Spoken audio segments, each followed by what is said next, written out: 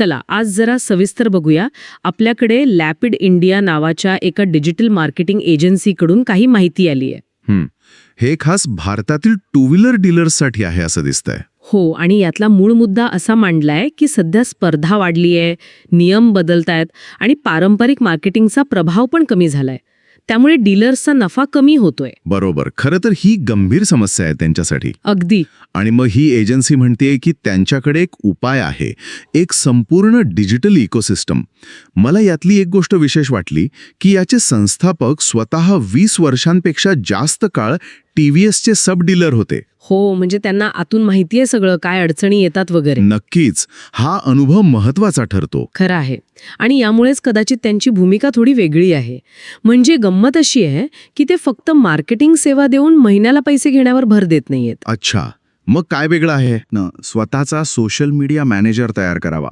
जसा सेल्स किंवा service manager असतो ना तसा. अरे वा, हा विचार तर वेगळा आहे. म्हणजे एजन्सीवर अवलंबून राहण्याऐवजी स्वतःची क्षमता वाढवा. अगदी. जेणेकरून डीलर्सचा मार्केटिंगचा खर्च वाचेल आणि त्यांच्याकडेच कंट्रोल राहील. म्हणजे हे पारंपरिक मार्केटिंगपेक्षा वेगळं झालं. हो. पारंपरिकमध्ये कसं पेपर जाहिरात किंवा होर्डिंग प्रत्येक वेळी पैसा लागतो आणि रिझल्टची गॅरंटी नाही. बरोबर. इथे डिजिटलमध्ये कमी खर्चात किंवा अगदी मोफत पण सुरुवात करता येते.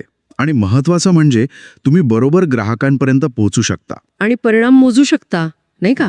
जे पारंपरिकमध्ये शक्य नाहीये. हो, नक्कीच. त्यांच्या मते जो दिखता है वो बिकता है, हे सूत्र महत्वाचं आहे. मग त्यासाठी त्यांनी काय प्लॅटफॉर्म सुचवले आहेत? त्यांनी फेसबुक, इंस्टाग्राम, गुगल माय बिझनेस, यूट्यूब आणि व्हॉट्सॲप या सगळ्याचा वापर करून एक 360 डिग्री डिजिटल इकोसिस्टम तयार करायला सांगितली आहे. 360 डिग्री म्हणजे सगळ्या बाजूंनी डिजिटल प्रेझेन्स तयार करायचा. हो. कारण प्रत्येकाचं महत्त्व वेगळं आहे. गुगल माय बिझनेस लोकल सर्चसाठी, इंस्टाग्राम व्हिज्युअल गोष्टींसाठी. असं. आणि यात फक्त जाहिरात नाहीये, बरोबर? म्हणजे ते फक्त प्रॉडक्ट विकण्याबद्दल बोलत नाहीयेत. नाही. त्यात ब्रँडिंग आहे, ग्राहकांशी कनेक्ट राहणं म्हणजे फॉलोअप, नवीन लीड्स मिळवणं आणि मुख्य म्हणजे विश्वास तयार करणं. अच्छा, त्यांनी उदाहरणं दिली आहेत का की काय टाकावं वगैरे? हो, दिली आहेत ना.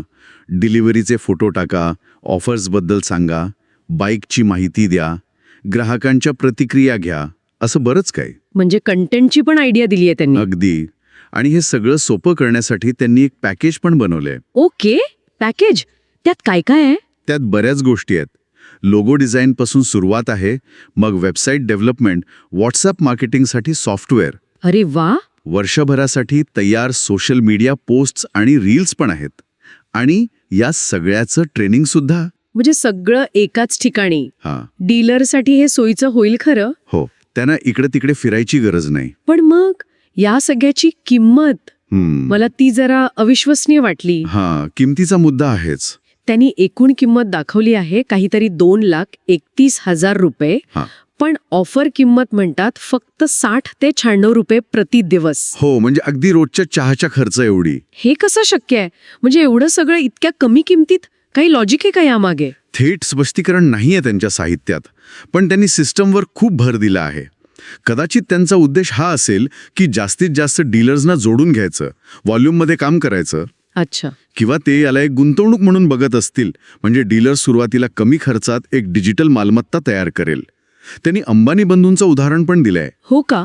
काय उदाहरण आहे ते? की व्यवसाय पैशाने नाही तर एका सिस्टमनी चालतो. सिस्टम असेल तर ती टिकते, माणसं बदलली तरी. कदाचित हाच विचार त्यांच्या किमतीमागे असेल. म्हणजे कमी किमतीत एक तयार सिस्टीम विकत घ्या, जी पुढे तुमची मालमत्ता बनेल. हा विचार करण्यासारखा मुद्दा आहे खरं. बरोबर. तर मग या सगळ्या माहितीचा किंवा त्यांच्या साहित्याचा मुख्य संदेश काय आहे असं म्हणता येईल? मुख्य संदेश हाच की पारंपरिक तात्पुरत्या उपायांवर अवलंबून राहू नका. त्याऐवजी एका व्यवस्थित संरचित डिजिटल प्रणालीमध्ये गुंतवणूक करा. ही गुंतवणूक फक्त मार्केटिंगसाठी नाही? नाही, ही गुंतवणूक स्वतःची डिजिटल ओळख आणि मालमत्ता म्हणजे डिजिटल ॲसेट तयार करण्यासाठी आहे. हा एक लॉंग टर्म विचार आहे. खरंय. व्यवसायाला अधिक टिकाऊ बनवण्यासाठी कदाचित हा मार्ग महत्वाचा ठरू शकतो. अगदी. खरंच विचार करायला लावणारा मुद्दा आहे की आपण तात्पुरत्या जाहिरातींवर पुन्हा पुन्हा खर्च करत राहायचं की स्वतःची एक डिजिटल मालमत्ता उभी करायची आणि ती चालवण्यासाठी एक सिस्टम तयार करायची. ह्याचा दूरगामी परिणाम काय असेल? हा प्रश्न महत्वाचा आहे. प्रत्येक व्यावसायिकानं याचा विचार करायला हवा.